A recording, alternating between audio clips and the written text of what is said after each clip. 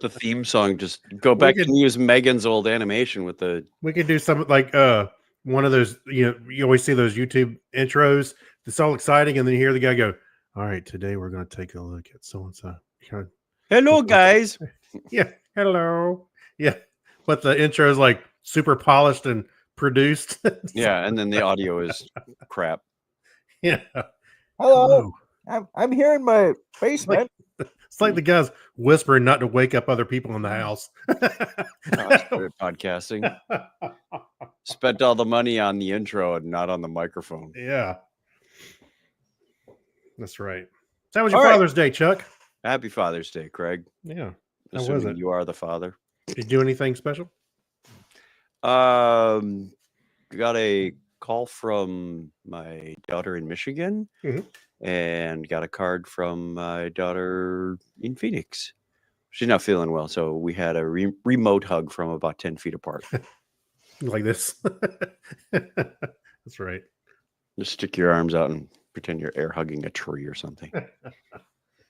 Yeah, we went to with some neighbors. We went to a brewery.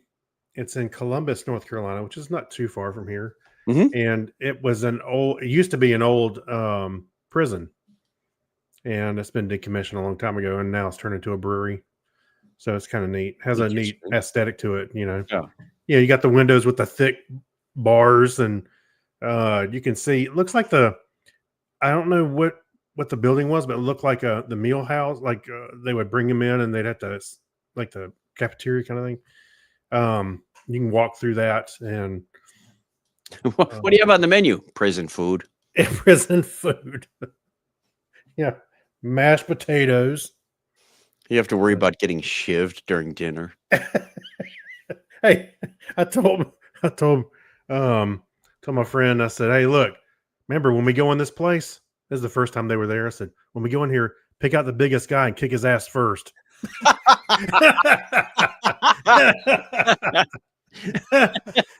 And don't drop your fork. Yeah. Oh gosh. Man, I'm sorry. My eyes are watering for some reason. It's just so funny. Yeah, it's hilarious. Yeah. Pick out the biggest guy and kick his ass first. All right, we are live on the stream. I don't know if anybody out there has joined us yet. No, not yet. Oh, we haven't shared yet. Let's do that. I'm going to apologize for our audio if it sounds a little bit different tonight because, well, my voice is kind of worn out because we had a pool party yesterday. That might have and something as to do part with it. of that, we came in and sang karaoke, so I switched the mixer to the karaoke profile. And then when I came back, it's like to the live stream one, nothing really worked right. Well, okay, I'll investigate later. So I tried to patch it back together as best as possible. Let's go to Technorama Podcast. I don't see it on here. Episode 774 is live now. It's just not a graphic. Oh, when you click our logo at the top. Oh, where it says live? Yeah. Oh, it'll play. Yeah. Oh, Kyle says hi. Hello, Kyle. We'll be seeing Kyle in a few short weeks at DragonCon. A few short weeks. Yeah, what was it? 72 or 3 days, Yeah. depending on when you want to get there. Mm-hmm. All right, let me share. Okay. Sunday night again. Surprise. We're counting weeks. No, we're down to days. Here, I have a Notion page with a Notion app that I had written that counts this all down for me. DragonCon coming up. I got to scroll past the things that have already passed, like how many days old I am. I'm coming up on 22,000 days old. Wow. You only got a few more left. I'll celebrate anything at this point. You got only got a few left. That's all. DragonCon, 72 days, 23 hours, 24 minutes. But who's counting? You are? For a moment, I glanced at Facebook and I thought our screen locked up. That was. Oh, it came up. Yeah, it came up. Pause, no! I think. Yeah. Got a little bit of podcast anxiety going on right now. Oh, So, anybody watching this, the Dog Days of Podcasting sign up I'm gonna open it up here soon. Actually, a little early. Oh, Usually, goody. yeah, I got it. I've done some work on the app a little bit. I got to finish up a couple things, then I'll open it up. So probably right at towards the end of June, right, probably the rest of the towards the end of this week, I should say, and then I'll open it up. The Dog Days of Podcasting. Did I say that? Yes. So Where the will Dog you Days of be Podcasting. announcing that? Where can they find the registration link? You can find it on Facebook. Actually, I'll put it in the show notes here, so you can go right to it. But there's a Facebook group and a webpage. So the dogdaysofpodcasting.com. And from there, you can sign up. I think I even got the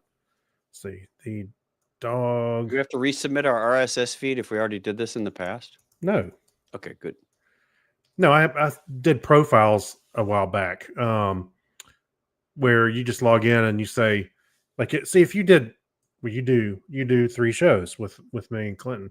So if you had all 3 registered, you just say, oh, this one I want with the Dog Days of Podcasting 2025, and that's it. And it'll just do that one, or you can do all 3. You know, if You can do multiple shows. Wow, I want to do 3 podcasts a day.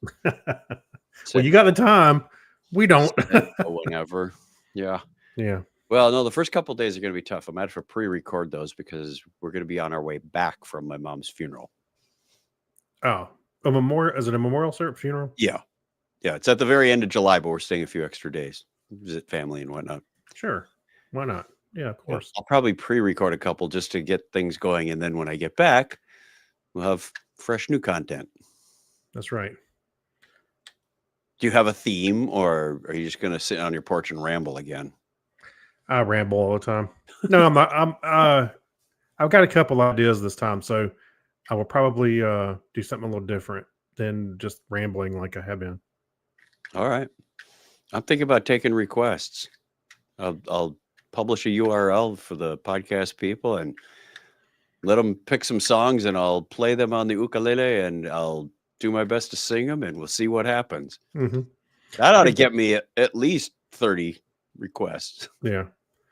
Hey, Kyle, by the way, I forgot I'd already did turn it on. So the registration is open for Dog Days of Podcasting so far. Oh, so they don't have to wait. No, I did it a while back. I forgot that I actually updated the website and got the sign up ready. It's good to go. If anybody is watching this and doesn't know what Dog Days of Podcasting is, just in case you're randomly searching, it's a challenge for podcasters to create a podcast a day in the month of August. So from the 1st to the 31st, you create a podcast a day. It doesn't have to be super production. Doesn't have to be super long. In fact, it's better if it isn't, because there's another challenge to try and listen to them all. Yeah. So if we've got 20 people doing podcasts, you've got 20 podcasts to listen to a day on top of what you would normally do. Yeah. So we've got a lot of returning guests. People have done this, since we started in 2012. And it's been going on for a number of years. Craig was kind enough to put together a feed aggregator. So if you're interested, you sign up, you submit your RSS feed, and then you begin. If you miss a day, you're not out of the club. You just go, okay, something came up. I wasn't able to do it. Just pick up your ball and keep going. Some people are like, it's 5 to midnight in my time zone, so I'm still good for today. I'm recording 3 podcasts today so I can catch up. But the idea is you're creating a podcast a day, and there's a community that's built around it. There's even a Facebook for the producers, a Facebook group that the producers keep in touch. And there's cross conversations like, I heard Nutty say this on her show yesterday. And if you're not listening to them all, then you don't know what the context of that is. So it's a lot of fun that way. Yeah. And that right there is what it was all for, was to keep that community that we had, or at least try to replicate the community that was around podcasting when it first started, because there weren't a whole lot of them. But the idea was the people that listened and did it was kind of a community themselves, and it was very chatty, and it was a lot of fun to keep in touch with everybody. So, because I can remember I subscribed to about every podcast I could for a long time, until now it's obviously way out of hand. But you would interact with those people doing the show, and even others around in the audience. So that's what I was trying to replicate. You bet. And it's a good way to get exposed to some new podcasts that you may not have listened to otherwise. That's true. Hey, one thing I did think about doing I know we got to get started. As a feature of the website, I wanted to put together a carousel. So, like, if you you just pull up the page, you could randomly listen to any of them. They just have them listed there. You can play them and maybe give you a random sampling of them all. Look at you turning into a regular iTunes. Right. So I don't know. I was just trying to think of some ways to get people more engaged. Maybe you don't want to subscribe to the feed. You could just go to that page and, listen to some. Because software development is an illness, and Craig and I both suffer from it. True. Even though if you do it all day as a job, you still want to have a pet project on the side. Yeah. Right. Nope. I There you go. don't do it all day as a job. I just do it all day. Yeah. It's right. I dropped the job part. I got the middleman out of the way. I'm the only one setting requirements now. Right. Right. No, not true. You have a wife. She doesn't tell me what my software needs. No, but she tells you what her requirements are. And you better follow that. Fair enough. Yeah. All right, let's get started with our podcast. We have an audio podcast to record here. So thank you for joining us. If you're joining on the video portion of this, either live or afterwards, we look forward to any comments you've got. You can join us on Sunday nights at 9:30 Eastern time, as Kyle, aka Mad Marv, has done.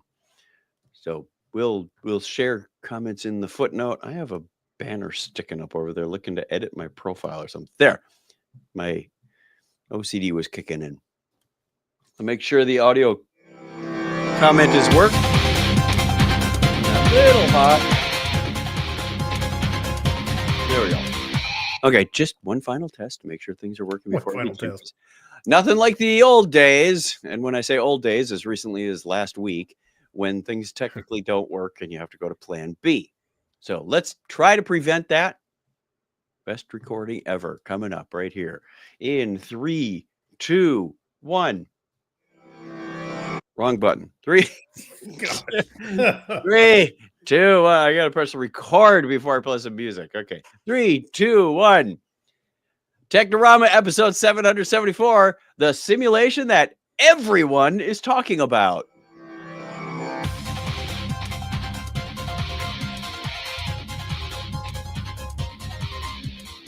Hello and welcome to Technorama, the show that takes a lighthearted look at tech, science, sci-fi, and all things geek, or we do our best. Many things. A few things geek. All right, there's not really much geeking here at all. Okay. We're just going to talk about whatever. Wait. If you are joining us for the first time, welcome to the show. We appreciate you giving us your time. And if you're returning, welcome back. Thank you. And I am Chuck Tomasi from sunny Phoenix, Arizona, where it is boiling hot. It's summer in full force. Wow. And joining me from that side of the screen is Craig Stepp. How are you? Yes, it's slightly elevated warm here, so it's not as bad as you got it, but yes, and I'm doing okay. It was perfect weather for the pool party. Everybody wanted to be in the pool. I bet so. The Misters were working, and I was singing songs by Mr. Mister. Get it? Yeah, Mr. Oh boy. Uh-huh. That's actually happened. I was working on the Misters, and I heard music by Mr. Mister. Well, wow, universe is telling me something. Yeah. Okay, we ask a question of the week on every episode, and sometimes we get to it in a week, which is one of those fortunate times like right now. And we are going to dig into that virtual mailbag and see what our answers are. Letters, oh, we get letters. We get your letters every day. Mailman, mail today. Reach right in and pull one out. Those letters, I love those letters. Let's find out what you got to say. Oh boy! Mailman, mail today. Let us dig into our question. Question of the week last time was, you've been granted the ability to instantly download any single skill or area of knowledge directly into your brain. Think about the Matrix.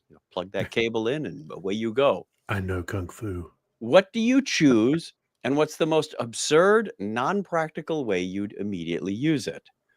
So we had a couple of comments. I apologize. I posted this kind of late on Sunday before we recorded, so I didn't get any responses, but we did get a couple. Yep. One from Stephen Weshy. He said, I'd likely download all the medical knowledge I possibly could. If I had to focus on one specific skill, I'd likely go for anesthesiology. I'd use this skill to make a lot of money quickly and retire early. Sorry, this is a boring answer. I'm sure you could make up some joke about getting paid to knock people out. Happy Father's Day, gentlemen. Thank you. Yeah, we do this podcast. It's very similar. We put people to sleep. Yeah, we're anesthesiologists, anesthesiologists by trade.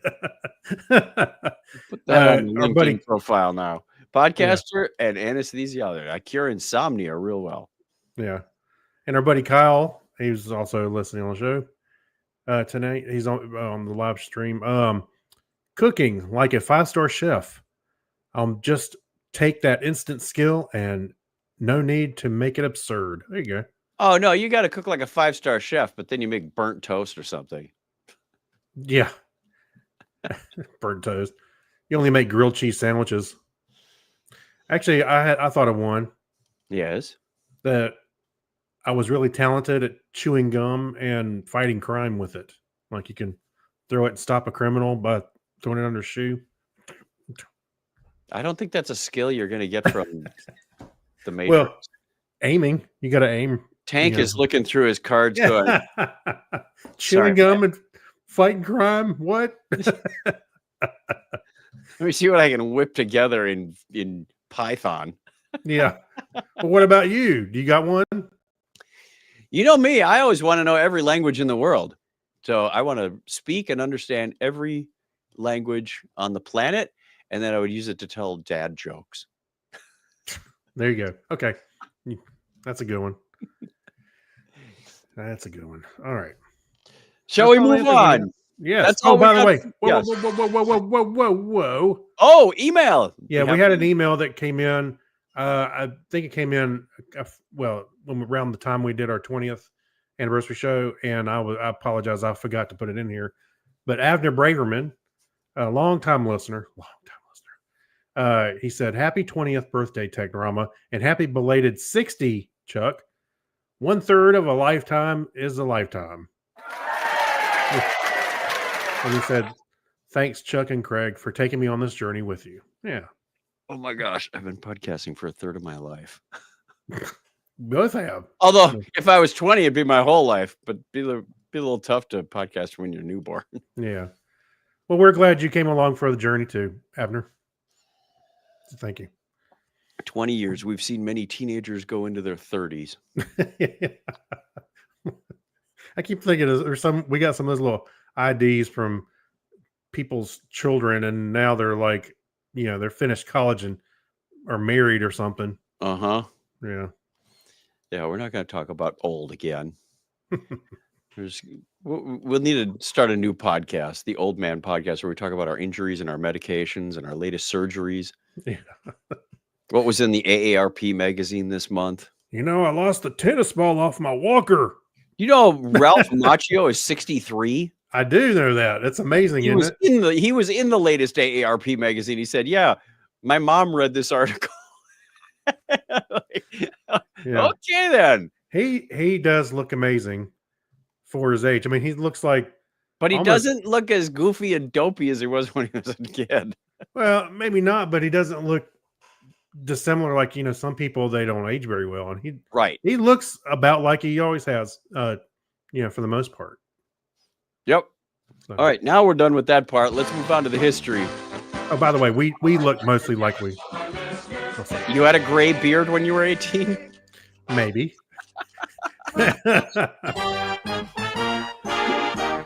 On this day in history for June 18th, 2025. I got to make sure I get the year right. Is that music coming out really loud? No, it's very low on my end. Okay. See, Chuck has a party, screws around with his mixer, I know. and this is what you get. I'm hoping the audio recording isn't showing me as badly as it looks on the VU meters. But let's go on. This is the 169th day of the year in the Gregorian calendar. There are 196. Wow, same digits, different order. Days left in 2023, 2025. What is it with the year? It was on this date in 1858 that Charles Darwin received a paper from Alfred Russel Wallace that includes nearly identical conclusions about evolution as Darwin's own, prompting Darwin to publish his theory. He's like, wow, this guy thinks he knows what's going on. I better publish these ideas before he beats me to them. And That's instead right. of Darwin's theory, it becomes the Wallace theory. That's right. Yeah, be careful. Also today in 1873, Susan B. Anthony was fined $100 for attempting to vote in the 1872 presidential election. That's a lot of money back then. Yeah. Yes. I would say so. That's probably 97 years ago today, aviator Amelia Earhart became the first woman to fly in an aircraft across the Atlantic Ocean. She was a passenger. She did not fly the aircraft. Wilmer Stultz was the pilot, and Lou Gordon was the mechanic. And Columbia Records introduced the long-playing record album, or LP for short, in a public demonstration of the Waldorf Astoria Hotel in New York City on this date in 1948, and promptly sold it for 1 penny. Isn't this Columbia Records? Isn't this just smashing? We can dance for 20 minutes. Yeah. That same date in 1981, the Lockheed F-117 Nighthawk, the first operational aircraft initially designed around stealth technology, made its first flight. And June 18th, 1983, aboard Space Shuttle STS-7, astronaut Sally Ride became the first woman in space. It was on that same date in 2006 that the Kazakh space satellite KazSat-1 was launched. And it was 16 years ago today that the Lunar Reconnaissance Orbiter, a NASA robotic spacecraft, was launched. Today in 2023, the Titan, which remember was a submersible operated by Ocean Gate Expeditions, it imploded June 18th, 2023, while attempting to view the wreck of the Titanic, killing all 5 people on board, including the co-founder and CEO of the company, Stockton Rush, in the North Atlantic Ocean. More on that later in the show. Okay. Happy birthday goes out in the state to English astronomer and merchant William Lassell, born on this date in 1799. An American businessman and philanthropist, founded the Folger Shakespeare Library. Henry Clay Folger was born 168 years ago today, and I understand he made great coffee as well. It might have been that Folger. Yeah. Could have been a different Folger. Maybe. Or maybe it was Folger. Folger. Also born 167 years ago today was Scottish English mathematician and academic Andrew Forsyth. And born on that same date in 1870, French mathematician and philosopher Edouard Leroy. There we go. Now we're getting into the good names. Yeah. English lieutenant and mountaineer George Mallory was born today, June 18th, 1886. And born in 1907, Swiss-American metaphysicist, philosopher, and author Schwann. Friedolf, Friedolf Schwann. I think. Yeah. We're going to move on. See, we're getting the good ones. I did not plan this to get Craig lined up with the Yeah, you German did. mathematician Oswald Teichmüller was born 112 years ago today. And also born on that same date in 1915, American mathematician Alice T. Schaefer. Or is it Schaffer? Just kidding. It is more like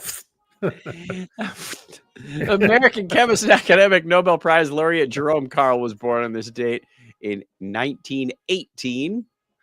an American astronomer and cosmologist. Did you almost read that as Adam Savage? Right. Almost. Alan Sandage was born 99 years ago I today. knew that was going to happen because I almost read it the same way. Alan, wait, yeah.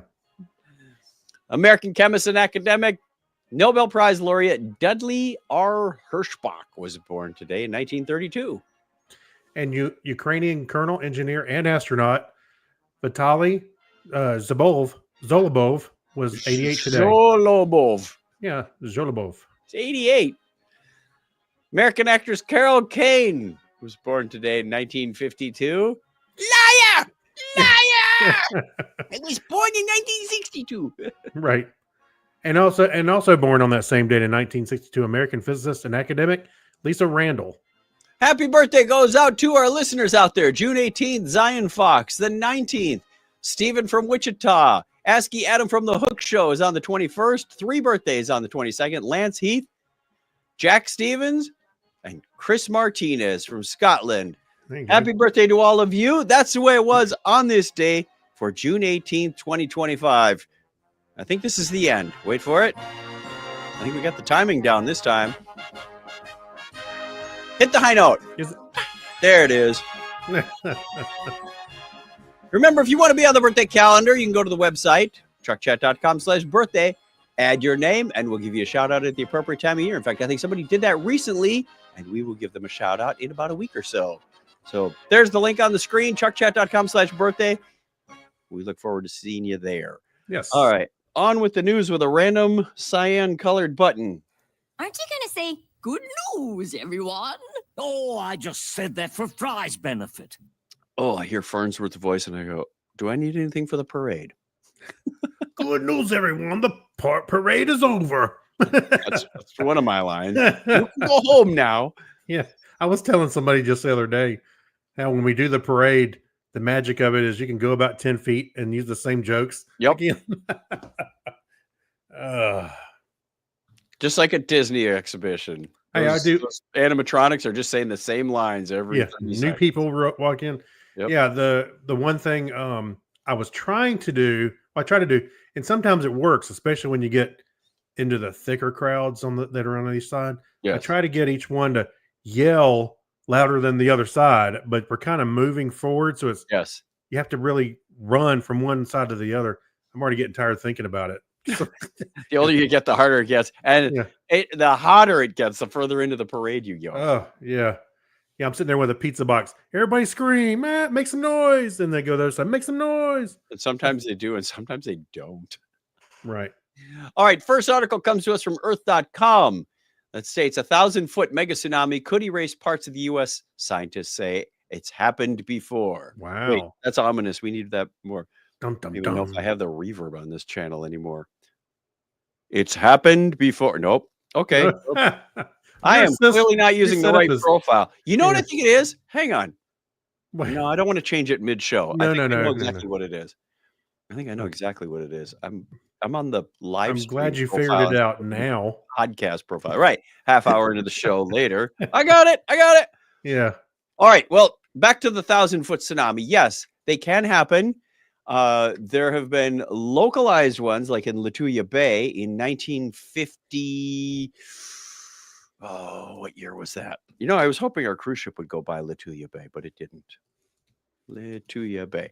1958, when a big landslide came down, went right into this kind of narrow bay or fjord and caused a huge wave, 1,700 feet high, just erased all the trees and topsoil from the hillsides. We did not go by it, but if you look on Google Maps, you can still see this differentiation in the old trees versus the newer trees. Newer trees now coming up on 70 years old. Mm-hmm.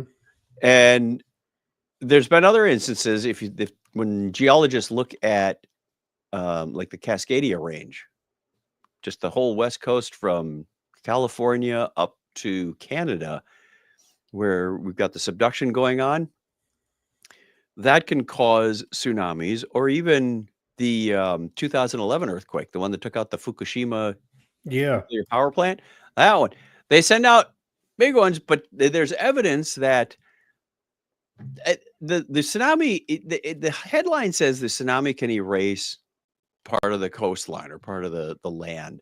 What more often happens is as the plate is subducting, the other plate that it's going under is gradually lifting. And then when it releases, it sinks rapidly. So that's why you see like all these sunken houses in Alaska from the 1964 earthquake. Mm-hmm. It's that the land has almost reset back to its natural state rather than being uplifted by the pressure.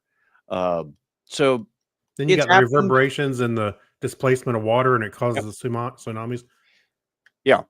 If there was a major underwater landslide or uplift, like we saw in 2004, in not Taiwan, Thailand area.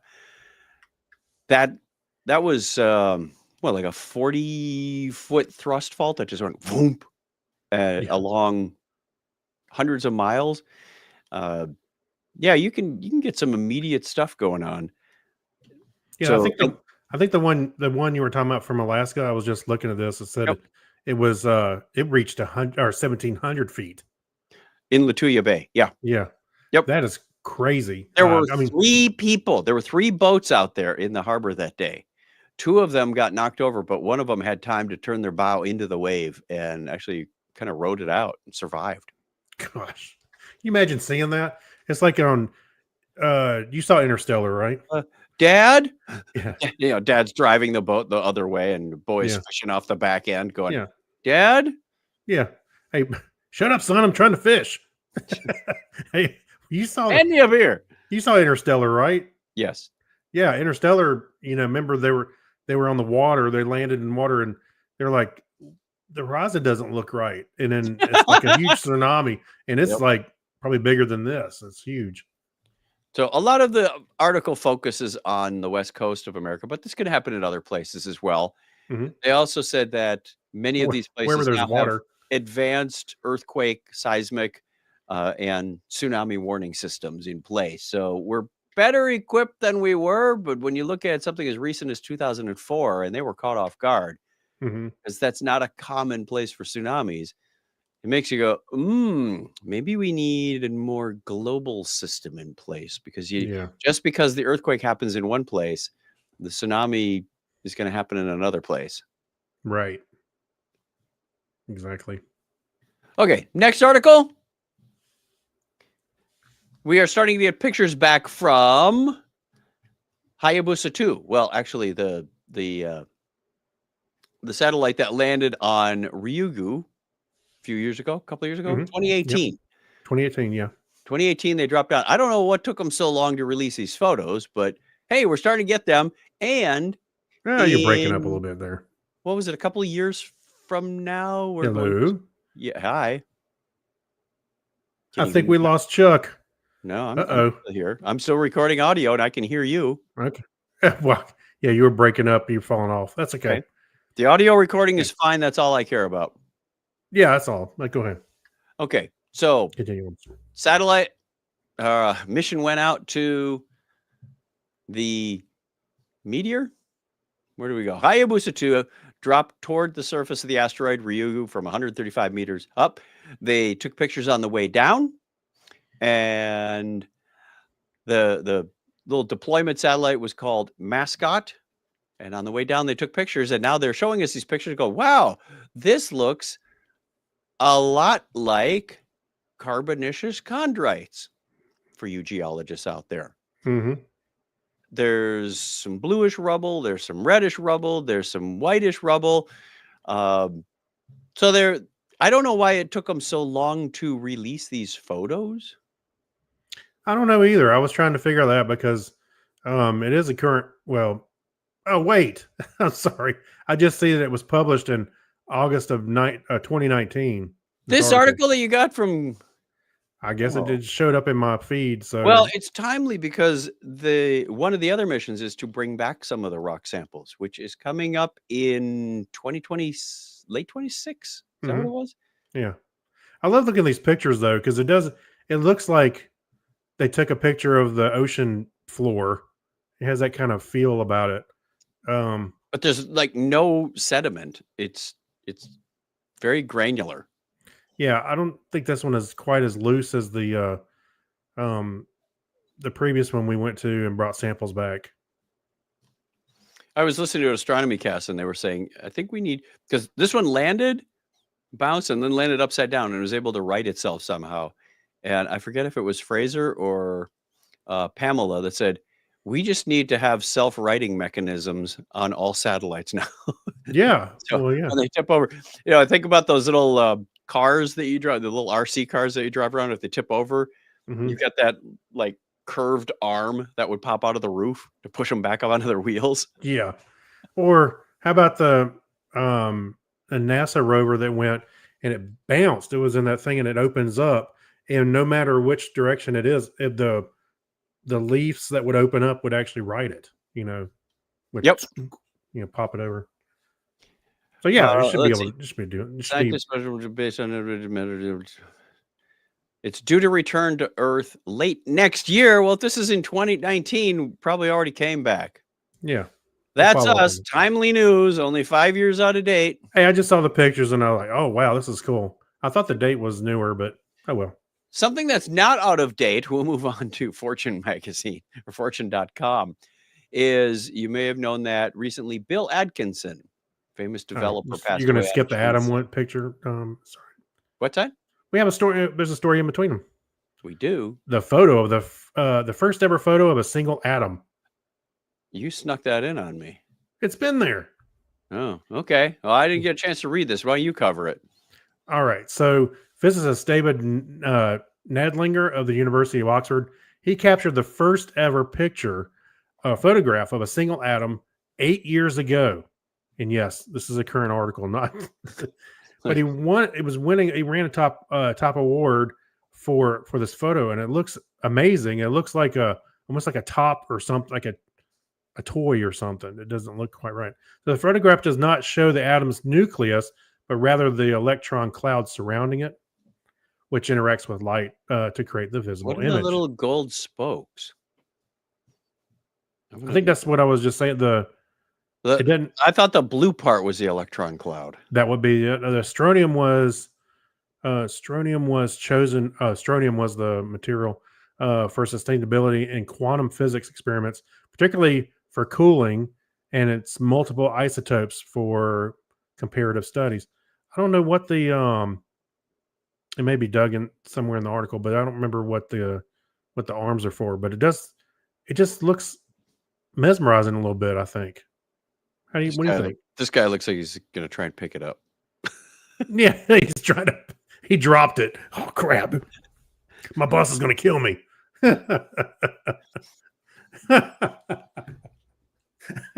This kind of looks like a corporate logo. Yeah, a corporate logo. Yeah. Actually, remember we did a skit on Technorama With the Kevin Devin and iPod Femto, yeah, Pico, whatever it was. yeah, Femto, I think, or maybe I can't. I think It was so Femto. small you couldn't even see it. Yeah, and then the guy accidentally drops it in the carpet at the. I'm sorry. Good memories, man. Good memories. Good times. Mhm. All right, now we move on to Bill Atkinson. Yes, let's do that. Sad news, he passed away. So interesting programmer. He joined Apple in '78 when they were a couple of years old, and actually declined their first offer. He said, "Nah, I don't think I want to do that." But then he met with Steve Jobs for about 3 hours, and he was talking to him. He said, "Imagine being on the tip of a wave. Do you want to ride? You want to surf that wave, or do you want to be paddling behind the wave where it's boring and dull?" It's Where like, they have "That's- sugar water. it's and- exhilarating." And then join Apple and make your dent in the universe. I mean, Steve was a pretty charismatic and convincing guy. Mm-hmm.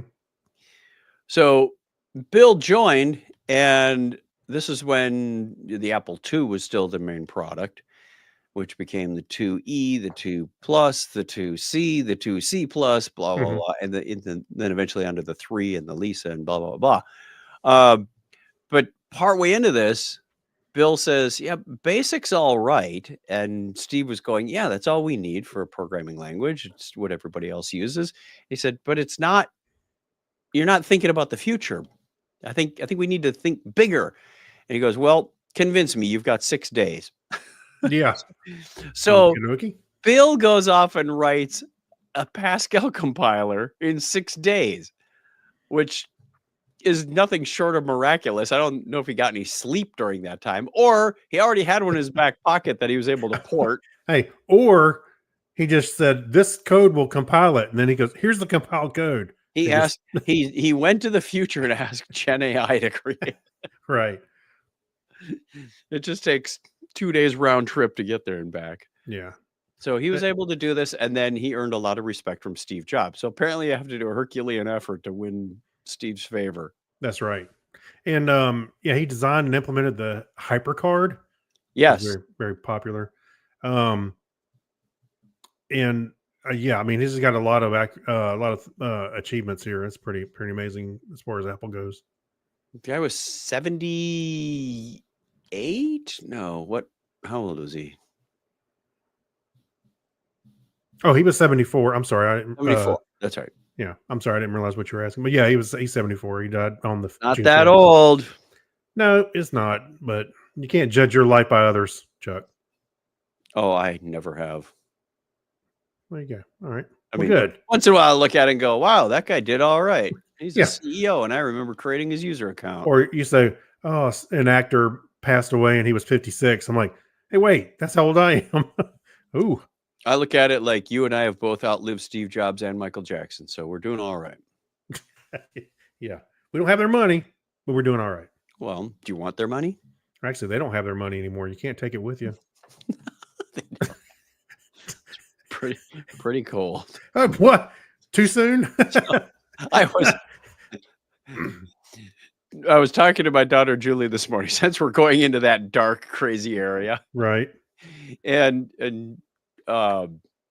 somehow we got on the conversation. Of like toxic spills, and I mentioned Love Canal, and she wasn't sure what that was, so she Googled it real fast, and I described it to her. That's the company that was burying barrels of toxic chemicals up by Niagara Falls. Oh, And yeah. then they built a neighborhood over this, and suddenly people have green ooze in their basement, and little Billy's getting cancer. Mhm. Then it was a major step for the EPA, and it was the first Superfund project. Like, okay, nobody's living there anymore. And then she said, "Oh, at work, they have a high school intern, and he had his first like run-in with the chemicals, where you kind of spill it on your hands and you got to run to the sink and rinse off your hands. Right. Like, oh, should have been wearing gloves." And she said, "Isn't that cute? Jimmy got his first toxic spill." Wow. Wow, how do you Oh. play that? Like, that's cute. You did pretty good for 18, but Bob over there, he was 15 when he first got spilled on. Yeah. And, may he It's- rest in peace. Wow. He made it to 24, Yeah. but A first after intern about didn't make it. 18, it wasn't pleasant after 18. Goodness. we were just going all over the map on this dark, crazy humor. It's a good thing OSHA doesn't stop by very often. Right. That's funny. And I said, no, you got to do like a Monsters Inc. Jimmy, 2319, start stripping down. We got to shave your head, even though it's a joke. You're Right. making a joke, so he's got to walk around with a shaved head for the next year. And then So we haze our interns. Julie has to say, well, bald looks good on you. You should have seen how it looked on me. Gosh. Oh boy. Yeah, I love having those conversations with my daughter. Good family times. All right, we move on to Remember When. There we go. And I hover over this thing, and it's got a whole bunch of like waveforms on it. Oh yeah. From Hackaday.com, we have a video and article that talks about the Kansas City standard for writing data to audio tapes. So way back in like the 70s and early 80s, when people couldn't afford floppy drives or big mag tape drives to write their data, they used consumer grade audio. Yep. Often people had a portable cassette recorder, and you could plug it into your computer and use that to store. Well, there needed to be a standard. How do you turn those audio waveforms into digital signals? So this guy goes through a step-by-step of decoding this information. And at the end, it's actually kind of fun. He builds a circuit and he puts it up to the scope. And it's a multi-step approach, because you don't just go, oh, every waveform is a 1 and 0, because you could have speed issues on the cassette. You could have audio dropouts. You could have Mhm. a lot of things that affect this. Yeah. And they said it explains how you encode the difference between a 0 and a 1 in audio. Like a 1 is 8 pulses at 24 hertz, and a 0 is 4 pulses at 1.2 kilohertz. So they're the same width, but just different frequencies. I went, that's pretty clever. And then they went on to talk more about how this, I never really thought about this too much. I didn't think it was this complex. He Yeah. goes and builds a little circuit with some 555 chips and some op amps to clean up the signal and whatnot, some inverters, and gets it to work. And he, through a couple of janky cables, he plugs a USB into his laptop and hits play on his circuit. And out comes the basic program for the old Star Trek program, the old Star Trek game Yes. at 300 baud, because that was the speed at which they did this. So he said, 5 minutes later, I got my basic program. But that's really fascinating, because I knew you could, that you could even go out to some of these sites today and say, hey, I want to load some Apple games, Mhm. and they will send you the audio file and it says, okay, press play, go to your computer, hit load. Yeah. Oh, neat. And good luck finding a phone that has a headphone jack anymore, but with some Yeah. clever hoo-ha, you can get that converted. But he said, on the next video, I'm going to show you how to encode. So that'll be interesting.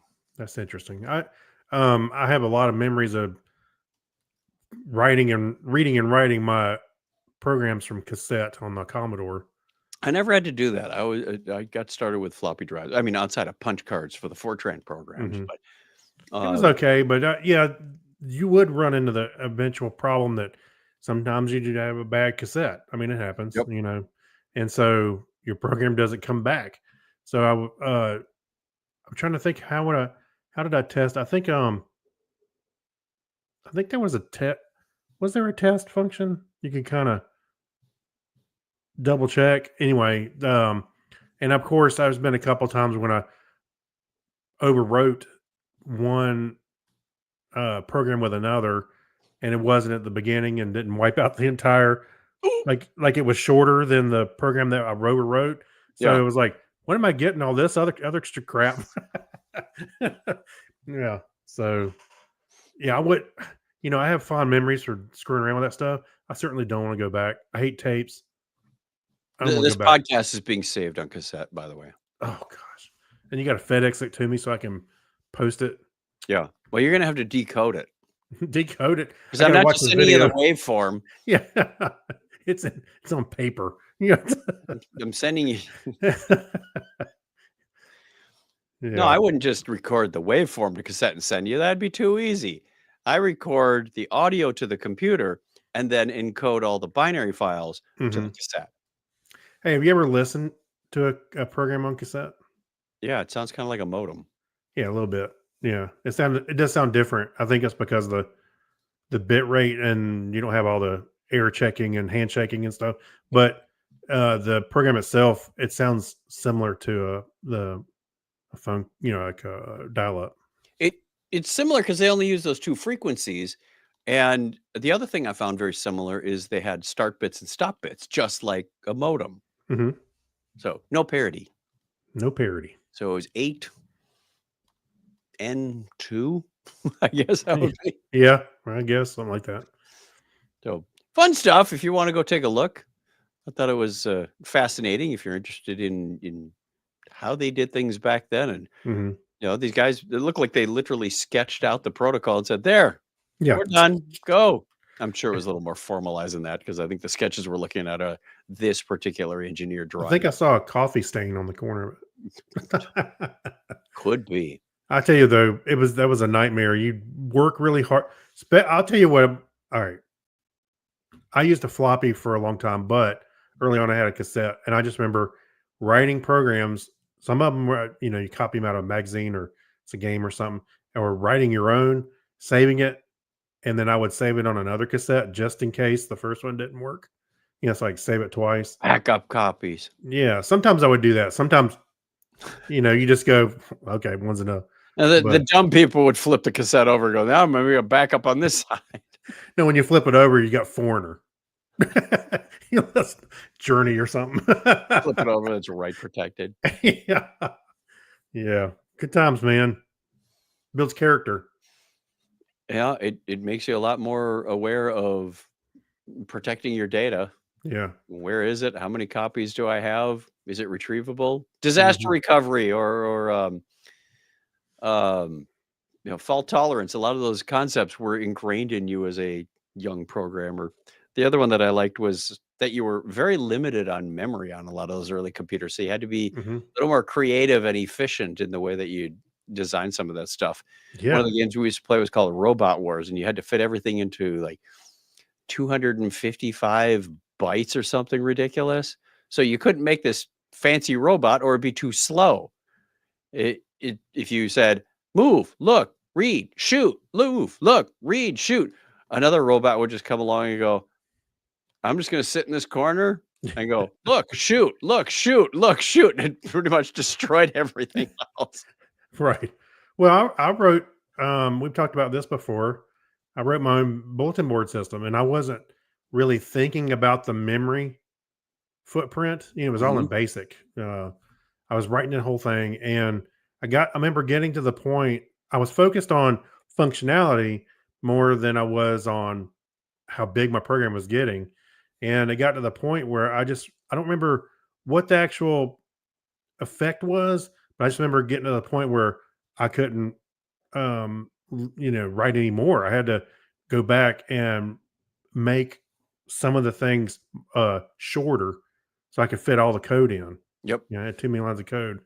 And I was like, why didn't I learn assembly? It'd have been a little different, but it was funny how I remember hitting that wall that one time with the clipboard, the famous And you start BBS. taking some of those slower routines and writing them in assembly so you can call them from basic. I probably should have. That's what we ended up doing on our bulletin board, only it was started in Pascal. So a lot of the underlying routines were in.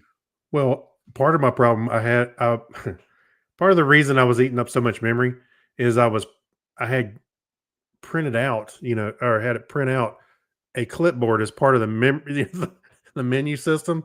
So it looked like you were handed a clipboard and had the menu on it.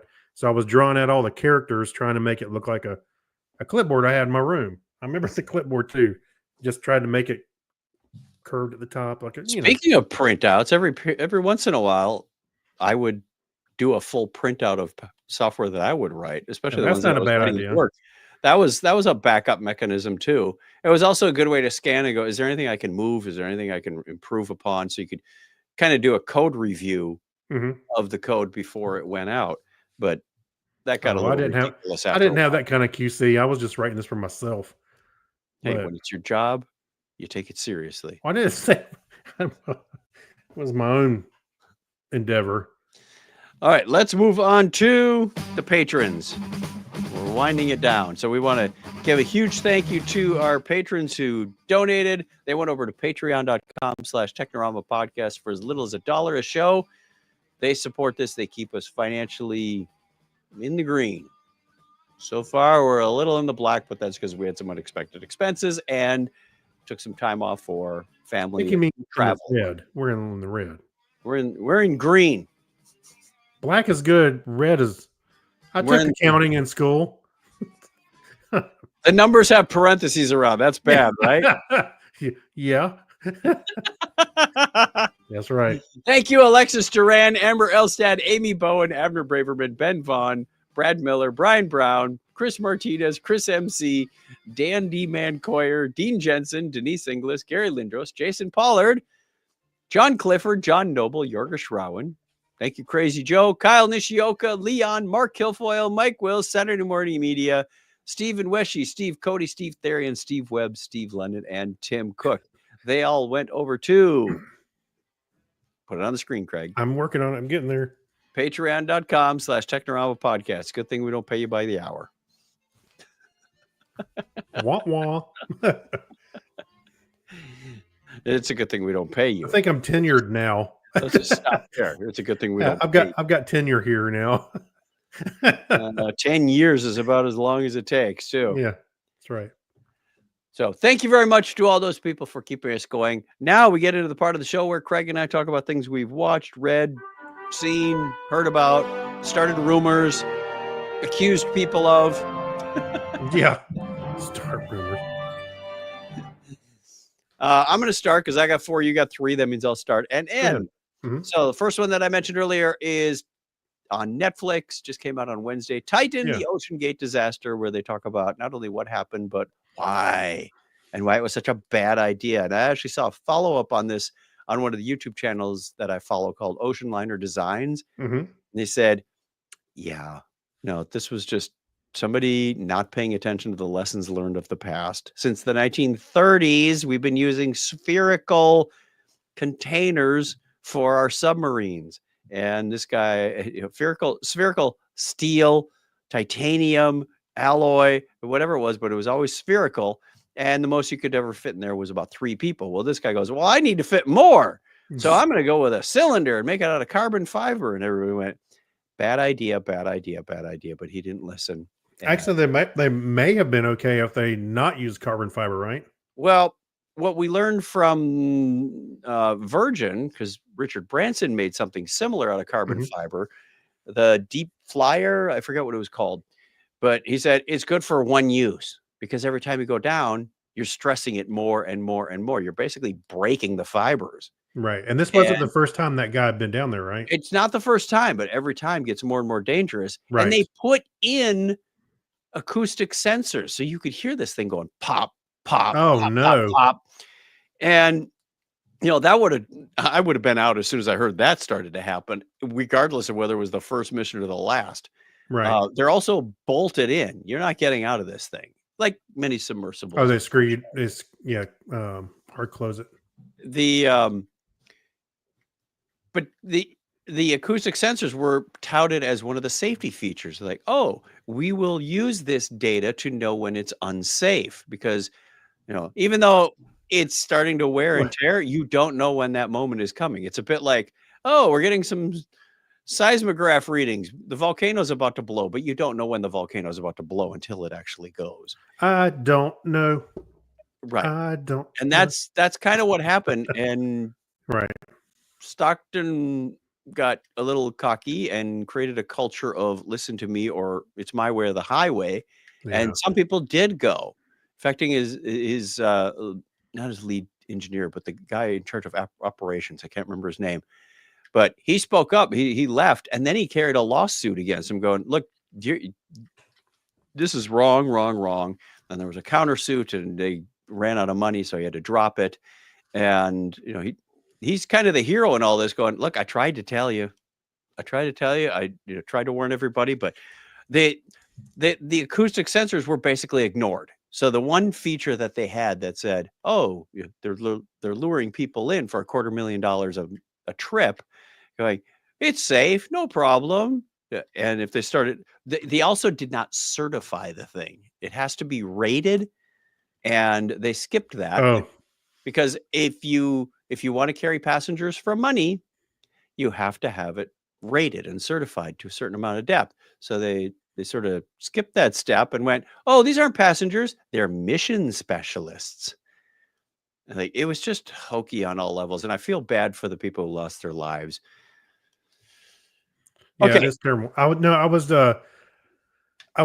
knew that you said that carbon fiber should not go down more than once, but I was just saying that wasn't the first time that he went down. So Right. I imagine it was starting to get stressed out. There was also an element of like the Challenger disaster where Mm. they left it out in Canada all winter, and they said, "No, In the weather? The lead engineer is going, you cannot let this freeze. If there's any moisture in there, it's going to really." Why? Why would they destroy put this it thing. there? They were supposed to bring it back to the Seattle area, and they did not because of cost considerations. So So taking it to Canada was cheaper. storing it in St. John outside was another dumb move. So With anyway, the tractor, sitting beside the tractor out there. Oh, it'll be fine till next 2 year. years ago, I remember when that broke like it was yesterday. Oh my Anyway, gosh! what have you been watching? terrible.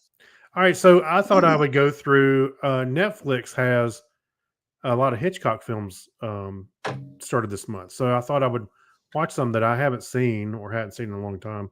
I had not really watched Rear Window, so I watched it, and that was a good movie.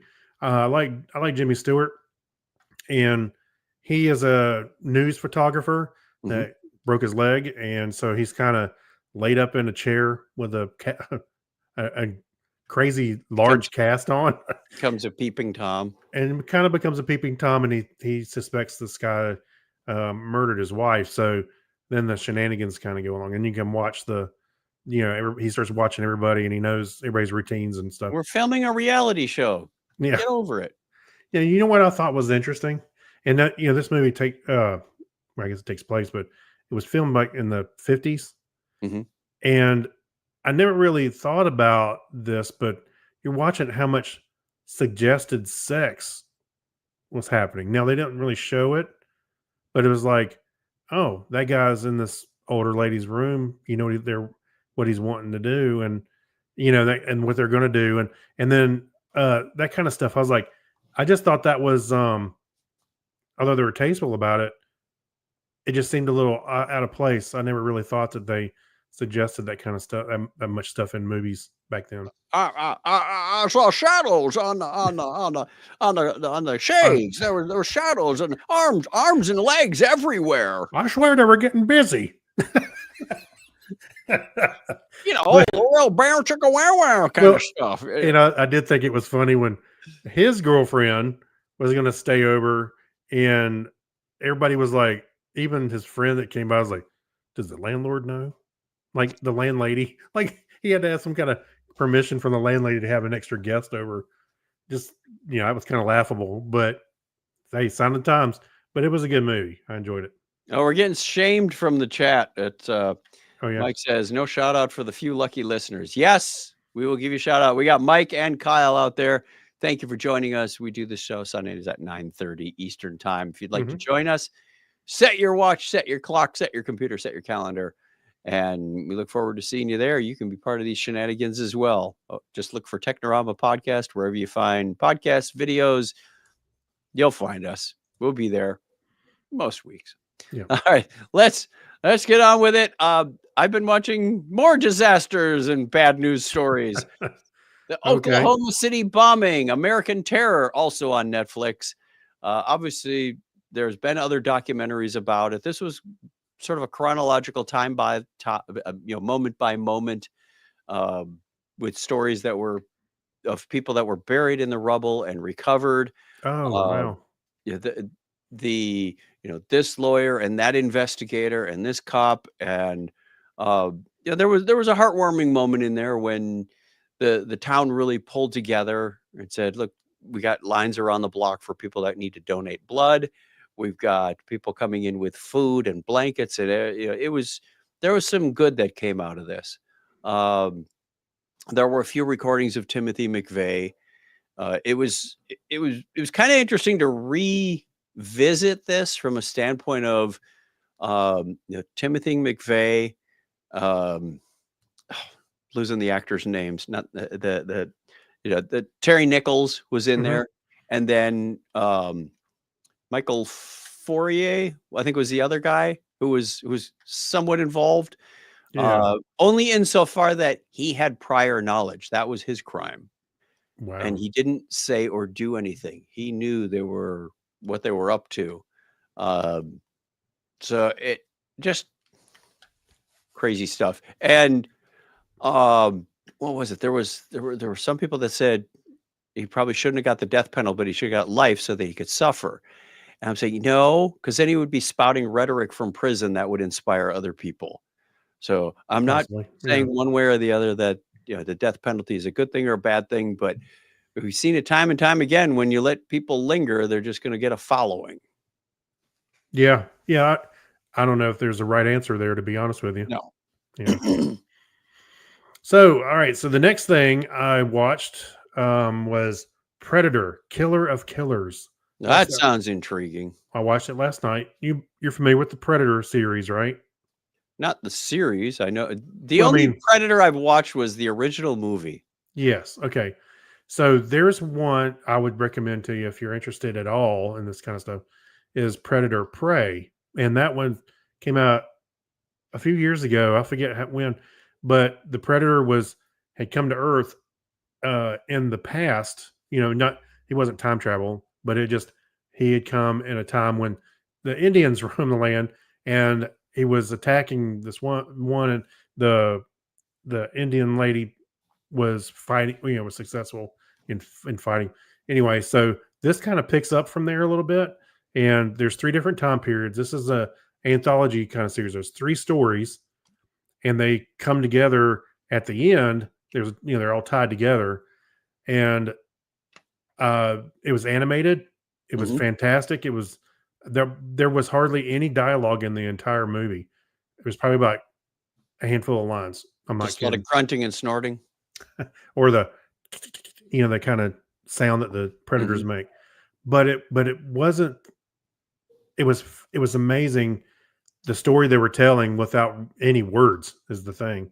So there was some dialogue in a couple of stories, but it wasn't a whole lot. And so you see the predators doing their thing. There are 3 different predators, 3 different time periods, and again, it comes together at the end, and it's really cool. And I'm not going to say anything more because it will spoil it. It just came out. So, but if you like the Predator mythos, it's good. And this also leads into there's a Predator Badlands that comes out in November. It's a live action movie, and it's kind of feeds into that. Nice. All right. I'm sticking with the Netflix theme once again. I watched a documentary You're called getting your money's worth out of Netflix. I am. It's been a while. Usually Yeah. it's been a lot of YouTube lately. Mhm. But this one's called Britain and the Blitz. So I learned a lot. I didn't realize it was 8 months that the Germans were bombing England. And I also learned how 8 months. extensive I didn't was. realize it was that long. I'm Yeah, sorry. I thought it was like a couple of weeks. Yeah. Oh, no, it went on and on. And how far inland they penetrated. I thought, oh, they bombed London, turned around and went home, or maybe Mhm. some of the cities on the south coast. They were as far as Glasgow, up Really? in Scotland. Yeah, they were hitting targets in Wales, which is yeah, weird because when they started bombing London, a lot of the families sent their kids out to the country, and some of them went to Wales, and they were not really received well there Mm. because the Welsh were going, you're dumping your kids on us. We already Yeah. have families, and it was during the coal strike, so they're not exactly in economical stability to support more mouths to feed. Right. And then they get picked on in school. And then one kid was saying, "Yeah, I'd come home to my, temporary mom, and she'd go, 'What's the matter with you? You know, you get kicked out of London, and now you come here and pick fights.'" Like, wow. Well, nice supportive mother Yeah. or stepmom or What's your whatever. problem? Yeah. So it was a tough time all around. And I also didn't realize that initially the government did not open up the underground, the tube, for shelters. People Hmm. were having makeshift shelters wherever they could. Were they worried about it collapsing too easily? Collapsing, maybe disrupting service. I don't know what the rationale was, but Hmm. a group of people went into, it wasn't Harrods, it was the Savoy, the fancy schwanky hotel that had a shelter. So they just kind of took over and went, "We're going to stay here for a while." And the police came by and said, "You can't stay here." It's like, then give us an alternative, like the tube. And Yeah. that's when things kind of turned around. I think Mike is referring to this, the lack of air conditioning. Something about the lack of that's been up there for a while. That's Yeah. been up there for Oh, about has 8 it? months. Okay. Yeah. I'm not sure what he was talking about. but- Yeah, it was a while ago. So Britain and the Blitz, if you want to learn, and I got to admit, the footage on this thing is unfreaking believable. Really? It's colorized. It's like high def. Some of this you'd swear they took with a phone last week. there's a picture of a guy using an iPhone to record the There's a couple of times where you go, okay, this lady's handling coal, and the coal is like really shiny black. And it's something wrong with this picture, but it's the restoration process that they used. shining their coal. Yeah. Polishing that lump of coal. That doesn't sound right.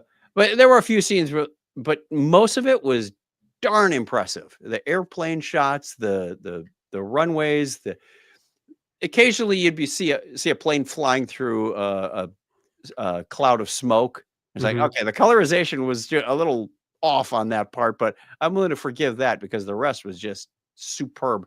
Yeah. Best restored film I've ever seen. Wow. I'll have to go check that out. I know there a lot of I've seen a lot of people on YouTube restore video using AI and Yep. or even enhancing like the Deep Space Nine intro because it's not HD. And so they enhance it and then like you're like, wow, that really looks good. Or even Voyager, you know. So Drew has joined us. hey Drew. He hasn't been around for a while. Good to see you, Yeah. buddy. So the next thing I saw was Fountain of Youth, which is on Apple TV. And it is kind of like National Treasure and maybe a small piece of Indiana Jones. John Krasinski and crew, Natalie Portman, both of them, they're siblings, and then they got a couple other people that are with them. They go and they're searching for the Fountain of Youth. The one guy is bankrolling the whole thing, and he said that he has some terminal cancer, and he's hoping that when they find this Fountain of Youth, it will heal him, and he can go on his way. Well, uh, I won't ruin it again. It just came out not too long ago, so I'm not going to go in too deep with it. But I thought it was okay. It was. I looked at Rotten Tomatoes, had it at 36%. Oi. So I was like, oh, I probably liked it a little bit more than that, but it wasn't by much. I'll be honest with you. It was okay. Okay. Yeah. My fourth one, back to Netflix and staying in Britain for this theme. It's called Fred and Rose West, a British horror story. Hmm. So the story starts in the early 90s with the report of children saying, Dad's always saying you better behave.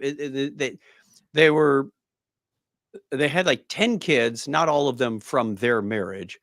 He met Rose. Fred West was like 27 and Rose was about 15 when they met. And within a month she was pregnant. So, they just eventually ended up with 10 kids, some from his previous marriage and some from them. And the kids were saying, Dad's always saying you better behave or you'll end up like your sister under the back patio. And Okay. Oh. finally the police started listening. They go, we're going to start digging up the back patio. And they found one of the daughters, Heather, who hadn't been seen in 8 years. So no one's heard from her since July of 1986. She's under the back patio. She was buried under the back patio. They're like, Oh. okay, how'd she get there? She crawled under. What happened? And you find out that Fred killed her. Wow. But Rose knew nothing about this. And then they said, well, is that all? He goes, yeah, that's all you're going to find. But they kept digging and they found another body and another body. And they said, and one guy says, wait a minute, why are they being buried in the backyard? Unless there was nowhere else to bury them. So they start digging in the house. It was a convenient spot. They dig up the cellar. Oh no. And they found more bodies. And of course, Fred's going, that's all there is. And Rose knows nothing about this. And Rose is going on about, I can't believe it. He would do this to me. And she's protesting her innocence. And he's clearly trying to protect her. And there was one woman, these murders go back like 20 years into the early 70s and late 60s. So he's clearly a sexual predator that has been killing, but he didn't always kill. There was one woman who said, I was their nanny in 1969. Mhm. They tied me up, they sexually assaulted me, and I got away. They didn't say how she got away, but she reported that. And then that's when they said, Fred and she said the way they lured me into the car was because Rose was there. It made it easier for them because of just a strange man comes up to a young woman and says, hey, you want to ride? But if there's a woman in the car, they become more trusting. So they were trying to, the prosecution was trying to say, Rose is in on this, even though they're denying this. Rose was in on this. And then at some point, Rose changed her mind and Fred thought that was a sign of betrayal. And he said, all right, woman, I'm going to spill the beans. Woman. You are, you're going down with me. Well, they couldn't really prove anything until they went back to their first house. This is like there's 9 bodies or so in the and 2 in a cornfield out somewhere. Mhm. They're up to like now 11 bodies. And they said, hang on, Wow. there's this daughter from his first marriage that disappeared shortly after he met Rose, back when they were not on Cromwell Street, but on Midland Street. So they keep bringing Fred back to the crime scene, going, Fred, where did you bury? What was her name? Not Caroline. It was something like that. And he points at the wall. He buried her. Oh in- no. She's in the wall. She's in the wall. They finally put the pieces together and said, wait, when did she die? And they were looking for pictures because they went to this forensic scientist who was doing these facial analysis. You have the skull, but they wanted to put like the digital face from a picture. He said, I don't have any good pictures of this girl. And suddenly this picture emerges where she's smiling. She's looking at the camera. The lighting is good. And they said, she died while Fred was in prison for this other infraction. That Oh, means timing. Rose had to have done it. yeah. And that's what they got her on. So they're about to go to trial. Fred hangs himself, pulls a Jeffrey Epstein. Oh no.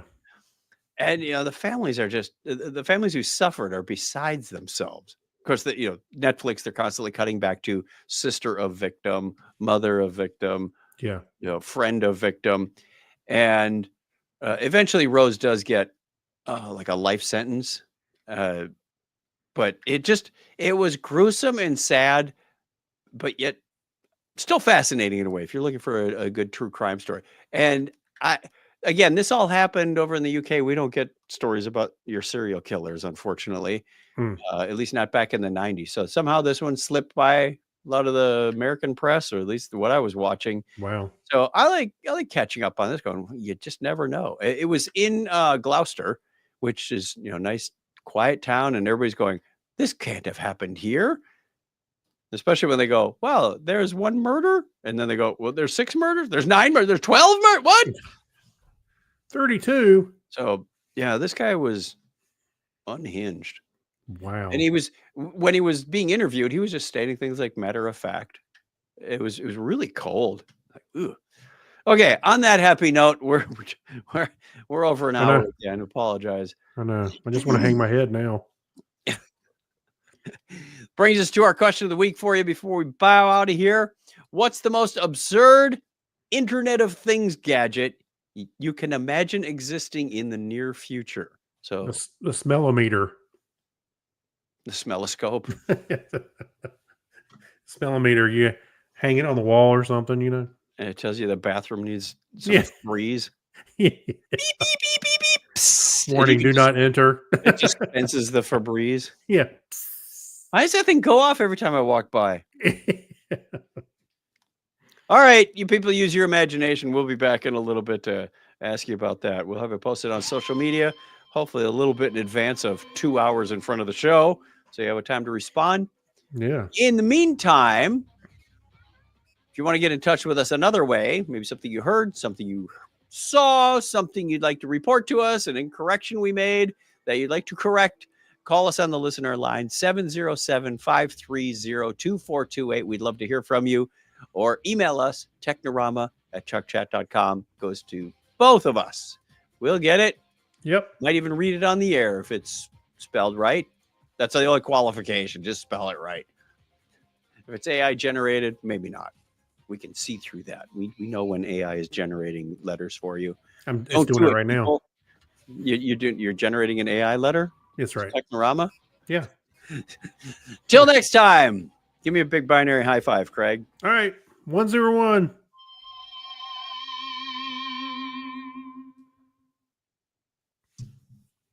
Audio recording has been concluded. Finally. And we will talk to you all next week. No, I will not be here next week. Are you kidding me? No, we're going to the Grand Canyon. Okay. Great. So out for the next 2, which is the 22nd and the 29th. But we'll be back in July. I think July is a holiday weekend, is it not? Yep. Are you around? Yeah, I'm not going anywhere. Okay. So the 6th, is that what I'm looking at? 6 should be So good. you're not here this weekend. Not here 22nd, 29th. Okay, so next weekend we'll record a show, and the following weekend won't be here. Is that right? No, we're not recording a show on the 22nd. Okay. All right. You get 2 weeks off, then we'll be back. All right. We're back on the 6th. All Or- right. Thanks, Right. everybody. Now we just announced to the internet when I'm not home. Yeah. The house is not empty. Wait, we were just kidding. The house is not empty. And we have a security system, so stay the hell away. And a Oh, ferocious cat. Get off my Wi-Fi. Yeah, you have a ferocious cat that'll protect that house. Oh, that reminds me of something I want to talk about in the Patreon show. Okay. Cool. We're going to record that next. So peace out, everybody. Bye.